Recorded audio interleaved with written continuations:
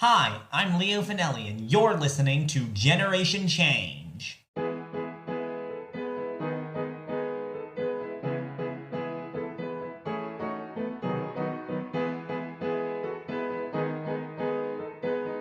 Meet Jennalynn Fung, a PharmD candidate, journalist, and photographer based in Queens, New York. They have written and advocated within climate justice, Asian American culture, the LGBT plus community, and health for publications like Teen Vogue and Insider. In addition, they have become known for their music journalism.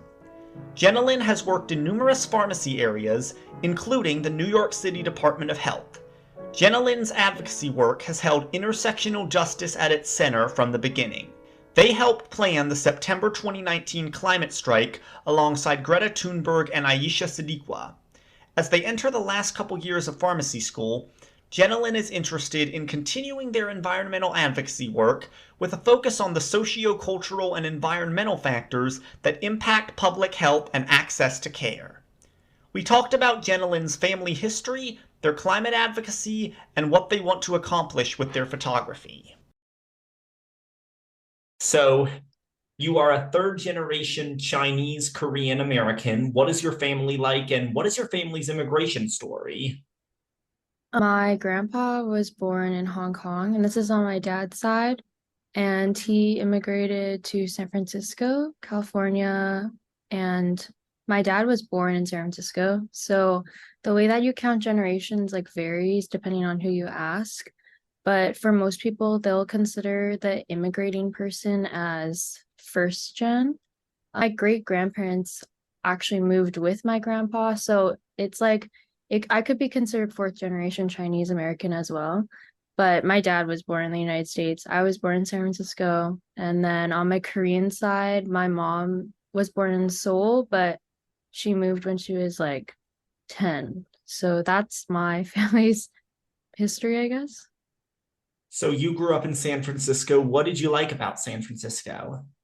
I actually did not spend my like the entirety of my like youth there. I lived in San Francisco until I was like 12, and then I moved to Phoenix, Arizona. I lived in a suburb of Phoenix. But regarding what I love about San Francisco, I feel very like innately connected to the city. I think because of my family's like contributions to it. My grandpa used to be like not the leader of, but he was a big component of like the Chinese workers union because he had like a lot of manual labor jobs in SF, and he spoke Cantonese, English, and Mandarin like all fluently. So he was like kind of a translator. He would do a lot of the communicating between like higher ups of like the actual hotel business and then what workers wanted.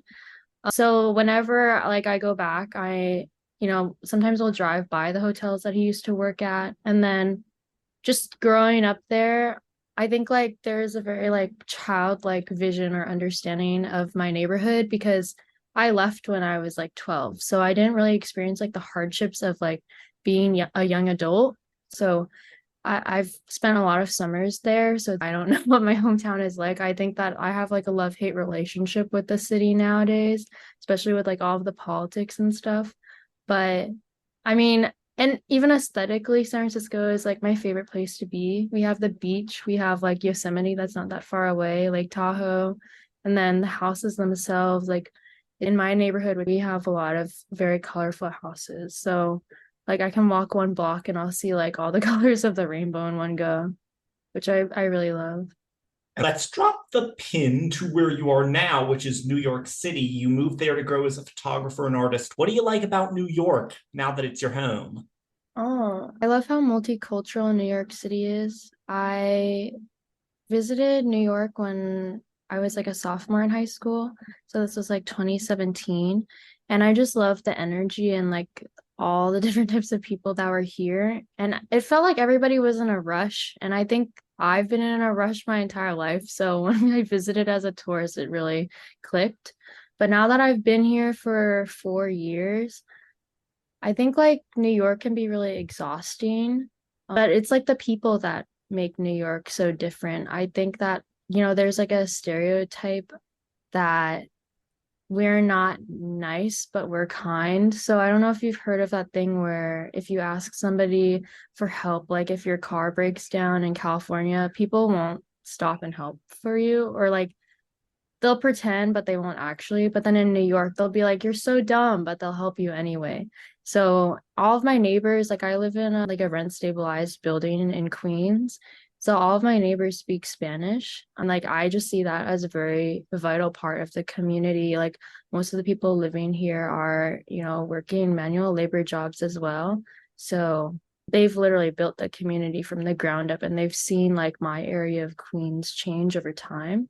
And I've also lived in multiple different areas of New York. I lived in Manhattan for a year, or no, longer than a year. And then I've lived in various neighborhoods of Queens. You're a photographer. What is the goal of your photography and what do you strive to show through your photos? I think that my photography style has changed a lot over time. When I first picked up the camera, my photos were meant to make everything look really pretty. Like I would oversaturate a lot of the images that I created. But then maybe starting 2019, and then when I moved here, my photography changed to have a more photojournalistic view. I don't oversaturate my photos anymore. I actually just enhance them to how I saw the scene when I was there. So and I also think that this is really common with my photography where I like to contextualize everything. So I think that's why I don't do a lot of portraits, but I do a lot of landscape and street photography. So if you were to look at my website at the Montana photos that I've posted, a lot of that is just long images with the subject being very small in the middle. And that's because I think context is super important for all of my photos. It makes you feel like you're there, but you're not a part of the scene, you're a bystander. And I've had my friends actually, we played this game because I have a lot of friends who are photographers too. And so we put all of our prints down on the table, and they were able to recognize which ones were mine based off of the fact that the tones are not low, but accurate. They're not super bright and they're not super dark. Now that I write and I think I work more as a journalist, I think my photography goes more hand in hand with that realistic perspective that I try to bring forth with all of my writing. Your Instagram handle is at Jennalynn, which is genuine, but you spell it similar to your name, Jennuninn. I think that's really clever. Is it important to you to be genuine and authentic? Yeah, I think when I was younger, so I made that username so long ago. It was 2015. I was just trying to create puns because I saw other people did that. At the same time, I was like, yeah, honesty is so important to me. Telling the truth, that has to be a number one priority. And so that's where the name comes from. And then I spell it incorrectly on purpose with all four N's because I think my name is ridiculous. I don't know why I have so many N's in my name. Being genuine is still important to me.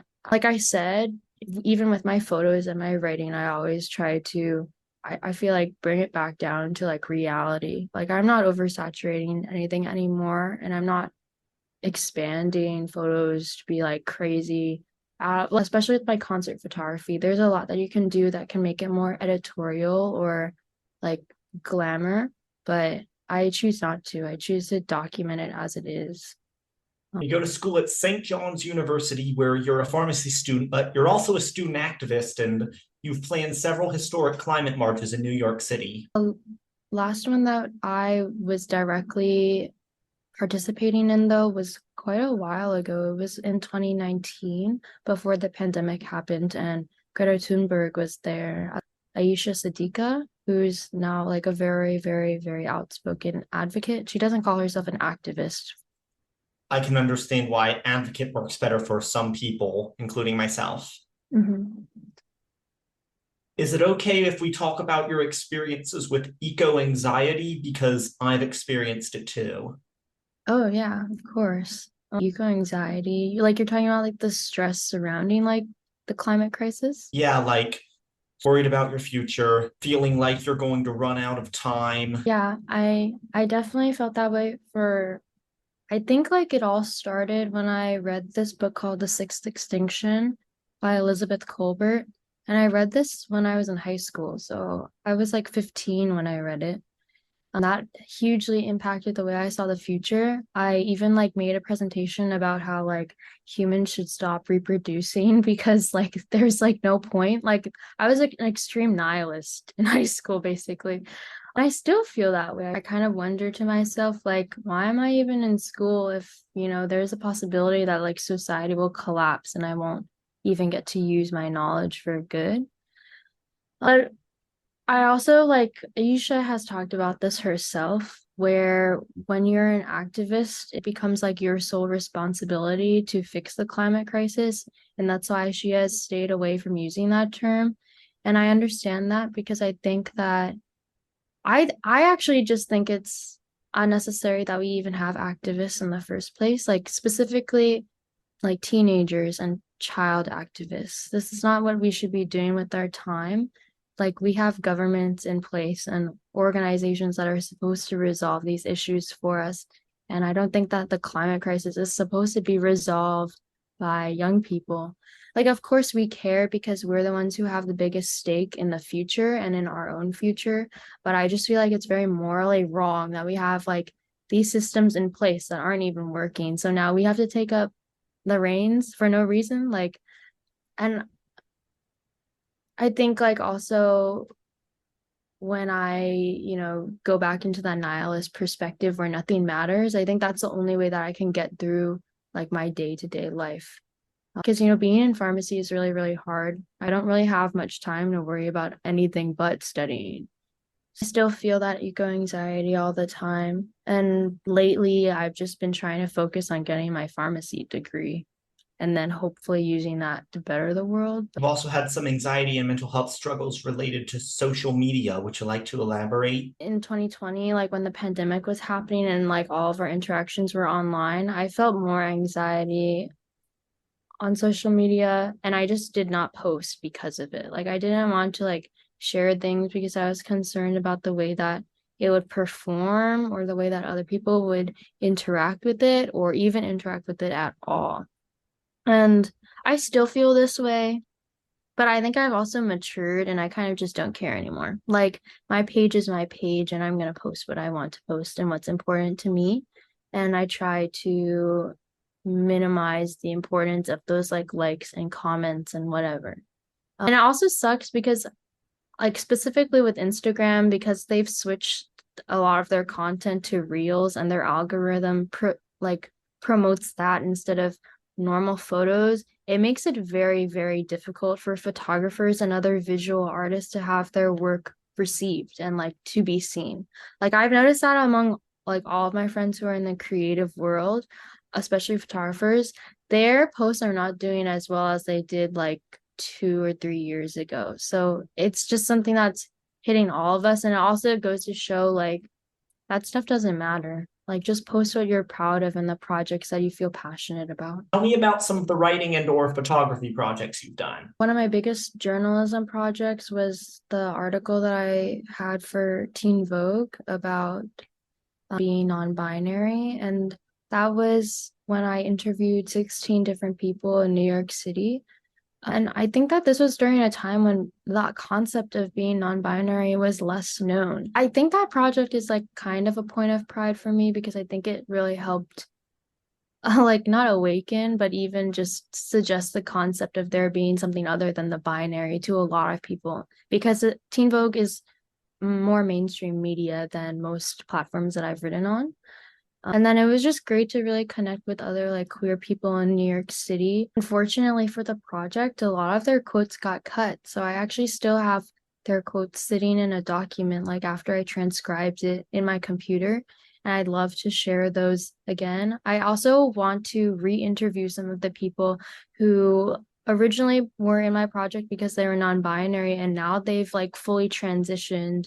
I think it would be really important to ask them about their experience with gender.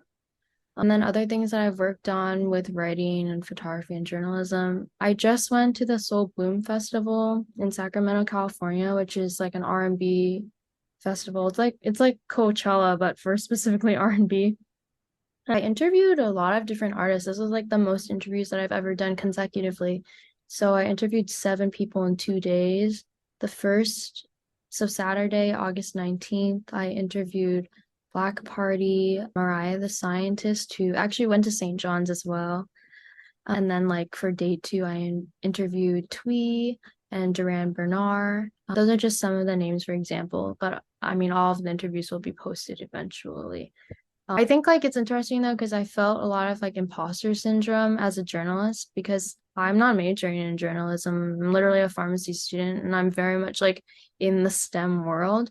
And so to have the opportunity to interview these like very like celebrated musicians who have like established themselves within that industry and within that genre of music, to actually be able to like have a conversation with them and be presented as press by the festival. I think that was crazy and made me feel a lot better about like my writing. So last December, you used your photography as a fundraiser for housing and medical service. I'd love to hear all about that. Yeah, sure. So the organization that I was raising the money for is called Care for the Homeless in New York City. This is something that bothers me about both New York City and San Francisco, and I guess any like major city in the United States, because we don't really have infrastructure built up to protect like people in vulnerable situations. And that's how you become homeless. Like, not a lot of people know this, but I didn't have super great relations with my parents when I was growing up. And there were times when I actually did want to run away, but then it was like, what do you do? Like I run away and then I'm on the street. Like I can't get a job because I'm not old enough, or like I don't have like an address, like a home address to put down on my application. And that happens to a lot of people in the United States. Whereas in like I believe like in China and most other countries they have something set up. But like there's also that point where you get desensitized to seeing homeless people on the street, especially in New York and SF. Like they'll just be like laying on the ground or in the subway, with like a blanket, sometimes no blanket at all. And then the area that I live around, there's like these benches that, have like the anti-homeless like spikes basically. But people are still lying on it because they have nowhere else to go. And I cannot give money to every single person that asks me on the street, but I felt like raising money and doing a fundraiser for Care for the Homeless was like a good, or honestly one of the only and best ways for me to really like contribute to the community, because you also don't know what the person will do with the money if they just ask you on the street. But with Care for the Homeless, I know that it's going towards medical services. I set up like a Google Forms. I put some of my photos from like 3 different collections. I had it based off of like location, so New York, Montana, and then California. And I put the photos in there and just sent the Google form out and was like, hey, if you want to buy prints for me, I'm sending all of the, profit directly to Care for the Homeless. So yeah. And then we ended up, my goal was like 300 or 400, and we did exceed that goal, thankfully. You're working on your first novel. What's your book about?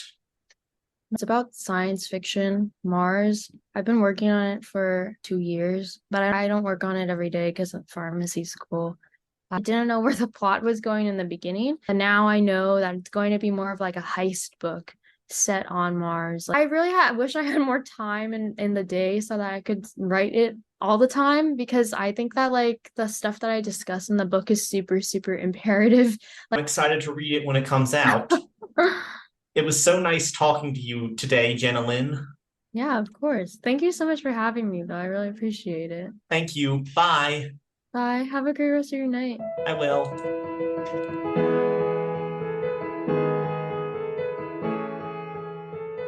I found Jennalynn to be as raw, unfiltered, and authentic as their photos. I thought what Jennalynn said about their photojournalism at the Soul Bloom Festival was really thought-provoking. They felt a lot of imposter syndrome wearing a press pass at the festival, showing up as a journalist because it's not their major, they're a pharmacy student.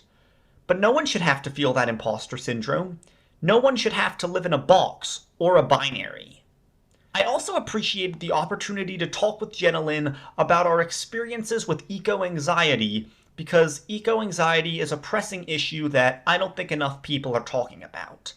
As we in Gen Z go day to day, the gloom of our uncertain future looms over us all the while. It's painful. We are struggling. But we are struggling together. You can follow Jennalynn on Instagram at Genuine. That's JENNUINN. Generation Change with Leo Finelli is hosted by Leo Finelli, executive produced by Julie Finelli, and edited by Nick and Leo Finelli. Our original music was composed and performed by Leo Finelli. Thank you so much for listening.